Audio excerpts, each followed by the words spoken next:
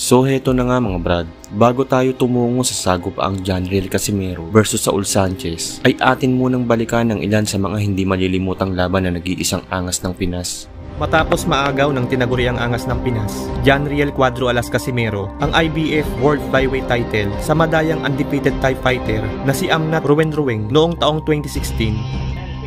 Here's the replay. Oh, look at that! And a traded hook. Counter left hook. Amnat's was blocked, but Casimero's landed flush on the chin. And then finally, the left hook to the body. Yeah. 1, 2, 3. Ay muli itong isinagupa sa isa pang undefeated fighter. At ito ay sa tiga UK na si Charlie Edwards, isang dating European bronze medalist na may malawak na karanasan pagdating sa amateur boxing, kung saan nagawa nitong manalo ng ilang gintong medalya sa Great Britain at English national competitions. 2015 nang mapasa kamay nito ang Regional English Flyweight title at matapos nito ay ang WBC International Silver Flyweight title nang talunin nito ang kapwa Briton na si Luke Wilton via unanimous. Noong mga panahong ito ay bit-bit pa ni Edward ang malinis na kartadang 8 wins, 3 knockouts at walang talo. Samantalang si Casimero naman ay may 22 wins, 14 knockouts at 3 talo. Ito ang unang pagdepensa ng Pinoy sa kanyang titulo. Marami ang nagsasabi noon na masyado pang maaga para sumabak itong si Edward para sa isang major world title fight. Ngunit ayon mismo sa Briton ay kaya na daw niya at kumpiyansa siya na kaya niyang umiskor ng isang upset sa laban. I feel ready, I'm confident I can do the business. I've looked at Casimero and I really do believe that I'm going to take that title away from him and I'm going to take it in style. I'm going to introduce myself to the world scene on Saturday. At sa mismong weigh-in nga, bago ang kanilang sagupaan, ay inangasan pa nito si Cuadro Alas.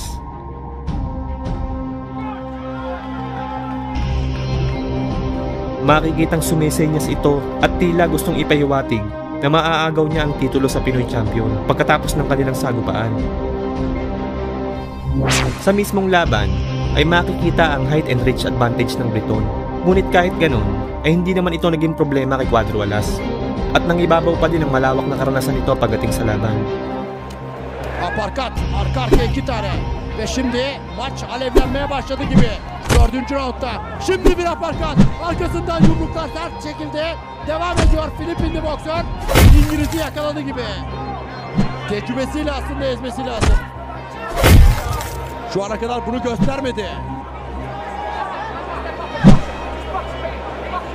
Ağırlığını koysa maça ciddi pozisyonlar yaratabilir. Sa round 10 ay dito na naglaho ng tuluyan ang pangarap ni Edward na maging isang world champion matapos sumapul ang isang napakalakas na counter left hook sa panga nito. Tam kulak dibine, aparkat tutmadı.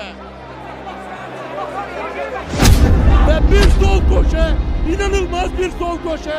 Ve İngiliz boksör ayağa kalkamıyor. Fena yıktı. Tumayo pa naman ito at muling lumaban. Ngunit hindi na siya binigyan ni Cuadro Alas ng pagkakataon upang makarecover at agad ding tinapos ang laban.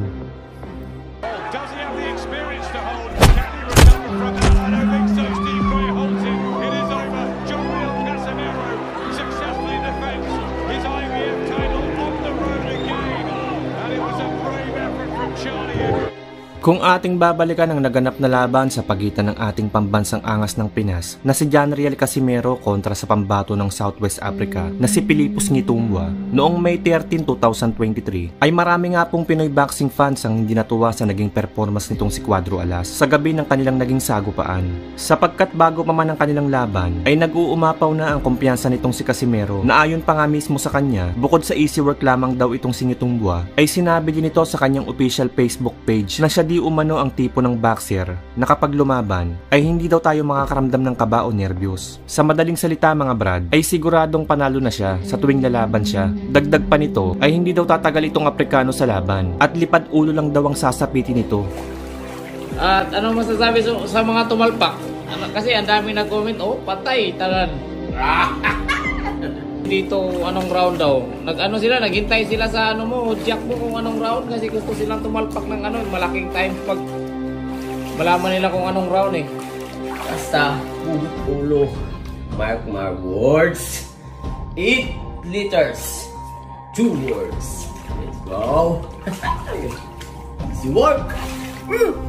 Pero pagdating nga po sa mismong gabi ng laban, ay iba nga po ang naging takbo ng istorya sapagkat kitang-kita na nahirapan po si Cuadro Alas. Para po sa mga hindi nakakaalam, ay sobrang pinaghandaan ni Tumbua ang laban niya kontra kay Casimero. Kakaibang training po ang kanyang pinagdaanan bago niya ma-achieve ang malabakal sa tigas na pangangatawan. Ito po yung isa sa mga clips ng sparring niya, panoorin nyo mga brad.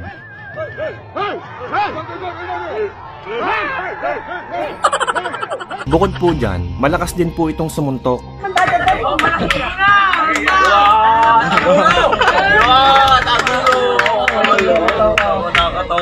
Ay, tarik-tarik.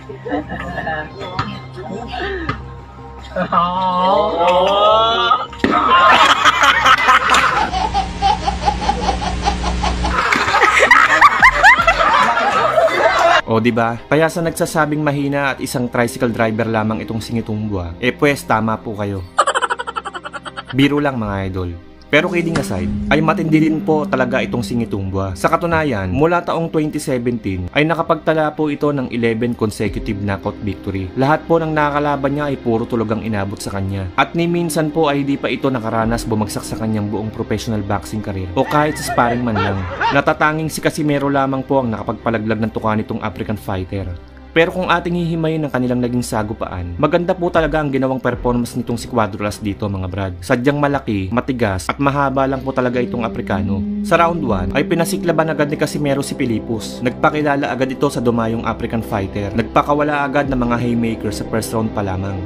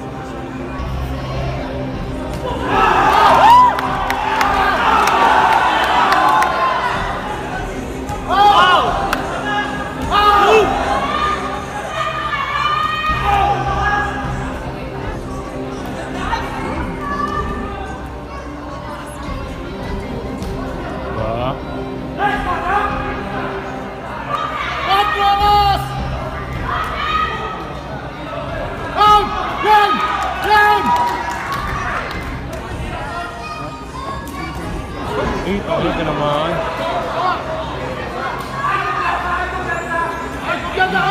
Yun!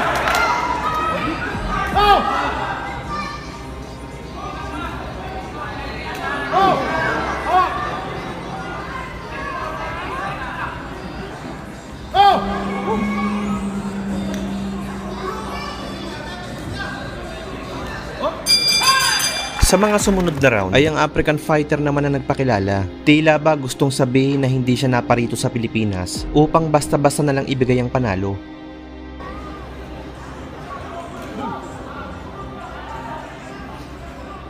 Malupit pa lang alaman dyan rin ah.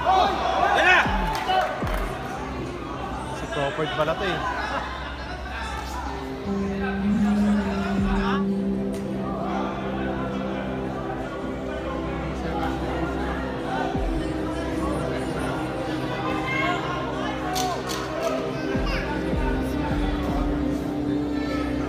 Tumatakbo, no? Wala daw takbuhan eh.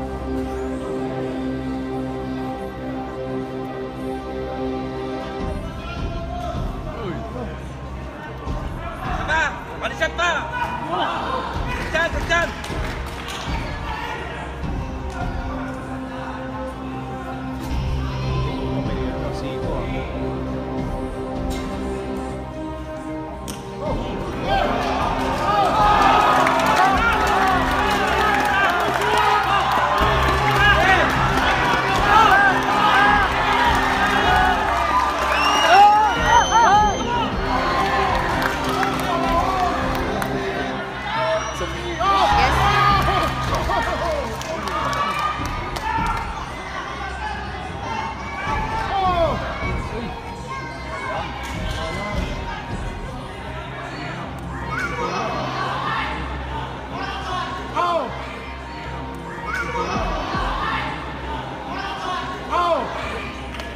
Sa round 6 ay dito na ginulat ni Casimero ang mga Pinoy boxing fans nang solidong tumama ang isang left hook sa panga ng Aprikano.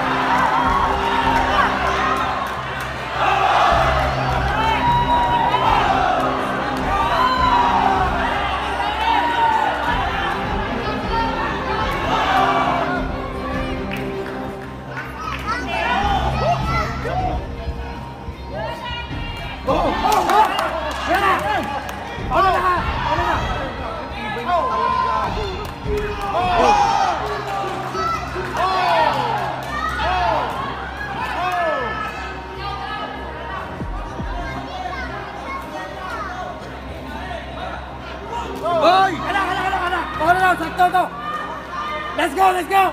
Let's go! Let's go, John!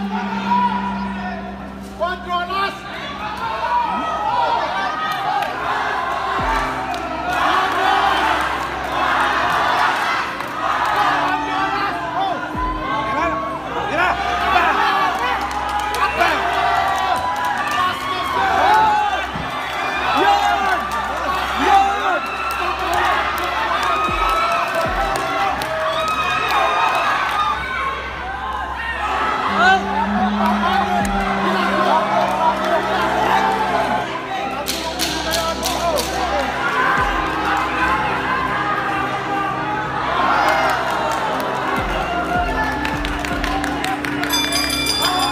Matapos ang sukdulang 12 rounds, ay nakuha ni Casimero ang panalo via unanimous decision. Anong masasabi nyo sa naging performance niya dito mga brad? Uubra kaya sa halimaw kung ganyan ang galawan ni Cuadro Alas? Comment lang kayo sa baba at atin yung pag-uusapan. At dahil nakaabot ka sa dulo ng ating video, ay muli ko kayong bibigyan ng isang malupit na boxing trivia. Malamang kung mahilig kang makinig ng music, ay kilala mo ang legendary rockstar singer, songwriter na si Freddie Mercury, ang frontman ng British rock band na Queen. Sila ang nagpasikat ng mga kantang I Want to Break Free, We Will Rock You, We Are the Champions, at ang pamungusong Bohemian Rhapsody. Pero alam nyo ba, na noong bata pa itong si Freddie Mercury, ay minsan na nitong nakahiligan ng sports na boxing? At ang malupit pa dyan mga brad, ay may husay din itong lumaban. Sa katunayan, noong nasa high school siya noon sa isang boarding school sa India, ay marami itong napanalo ng tropeyo dahil sa husay nito sa paglalaro ng boxing. Tama kayo sa narinig nyo mga brad, isa siyang boxing amateur champion noon. Kung pagmamasdan nyo po ang larawan, ay siya po yung nasa kanan. Subalit ang kanyang karera bilang isang amateur ay hindi din nagtagal sapagkat pinahinto na siya ng kanyang ina. Kung nagustuhan mo ang bidyong to, ay huwag kalimutan mag-like, share, subscribe, at pakikalimbang mo na din yung kampana para pag nag-upload ako ay isa ka sa mga una makakapanood.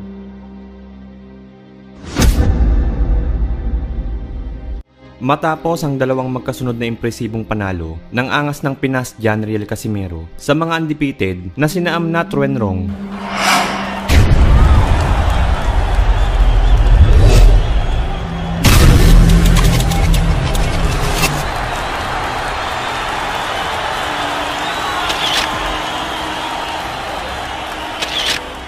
at Charlie Edwards,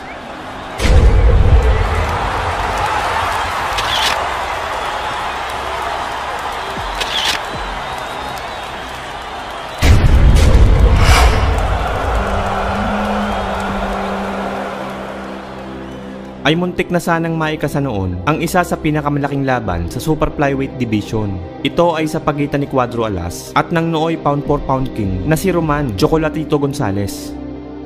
Ngunit sa kasamaang palad nga po ay hindi ito natuloy matapos malasap ni Gonzalez ang kanyang kauna-unahang talo sa kamay ng underdog na Thai fighter na si Srisake Trongbisay.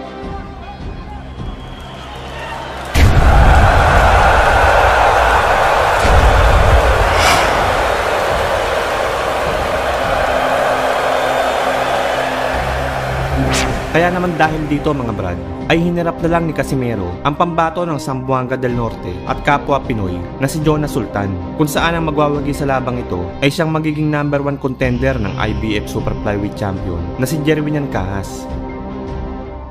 Subalit sadyang mapait nga po ang tadhana para kay Cuadro Alas noong mga panahong iyon, sapagkat siya ay natalo sa pamamagitan ng isang unanimous decision. Ngunit kahit ganun, ay kabibiliban mo din talaga itong si Casimero dahil imbes na panghinaan ng loob dahil sa nalasap na pagkabigo ay ginamit niya itong motibasyon upang magpatuloy at bumangon ng 10 beses na mas malakas. Taong 2019, mula super flyweight ay tumalon ito ng featherweight division upang sagupain ng Meksikanong si Josepek, kung saan pinabagsak niya ito sa loob lamang ng 2 round.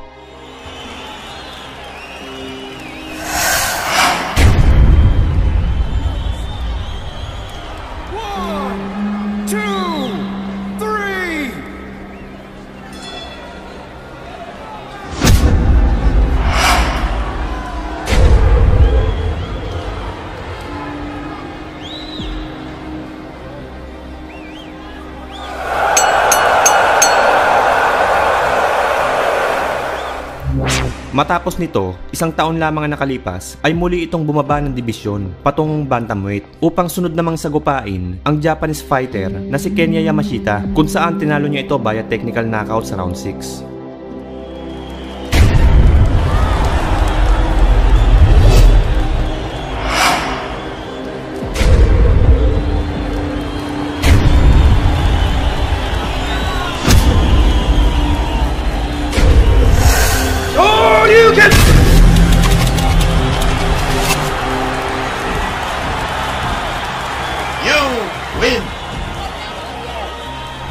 At dahil nga po sa impresibong panalong ito ni Cuadro Alas mga brad, ay naging daan ito upang magkaroon siya ng pagkakataon sa WBO Interim Bantamweight title.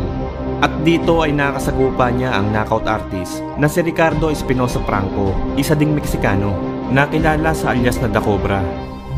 Bago maganap ang kanilang sagupaan, ay galing ang Meksikano sa 13 sunod-sunod na impresibong panalo, kung saan 12 sa mga ito ay tinapos niya sa pamamagitan ng knockout.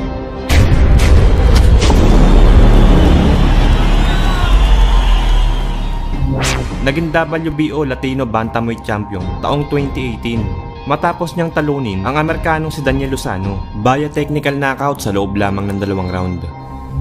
May impresibong record na 23 wins, 20 knockouts at 2 talo lamang. May napakataas na 73% knockout ratio.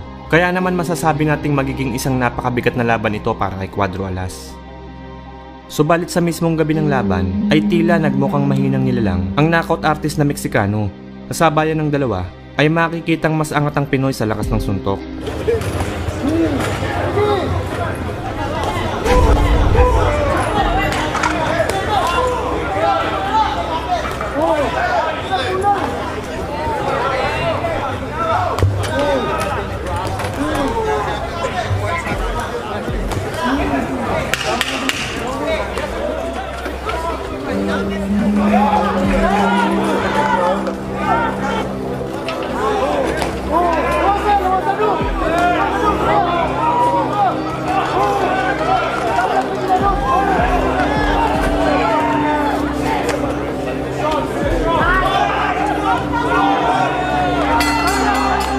Sa round 3 ay mapapansing nahihirapang makatama si Franco.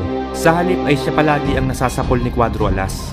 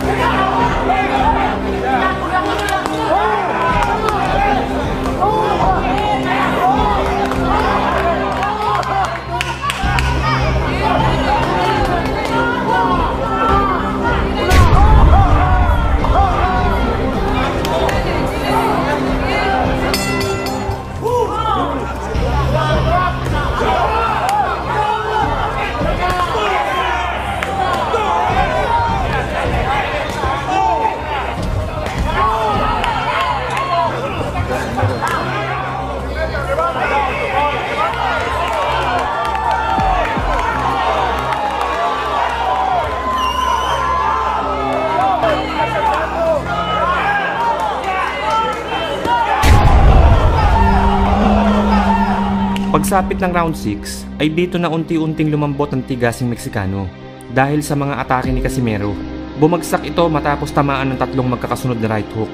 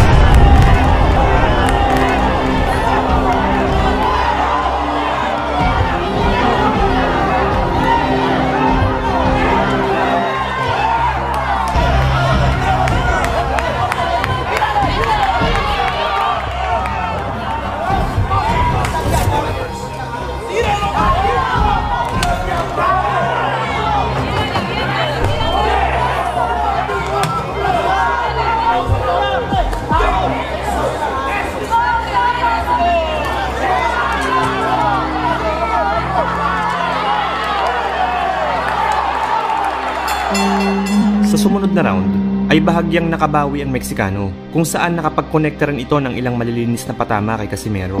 Subalit tila walang epekto ito sa tigasing mukha ni Cuadro Alas.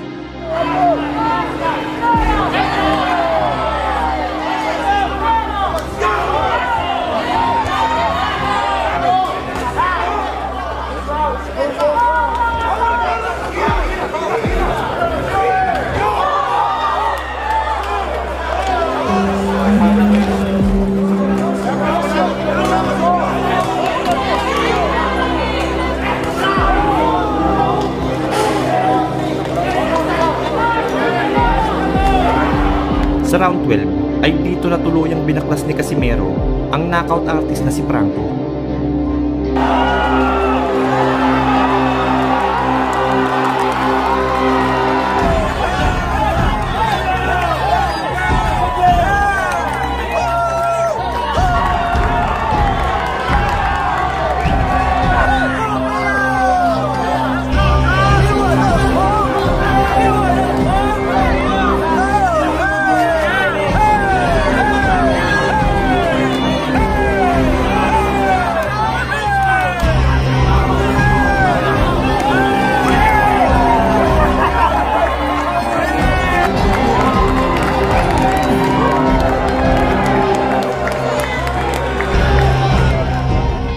Kung nagustuhan mo ang video to, ay huwag kalimutan mag-like, share, subscribe, at pakikalimbang mo na din yung kampana para pag nag-upload ako ay isa ka sa mga una makakapanood.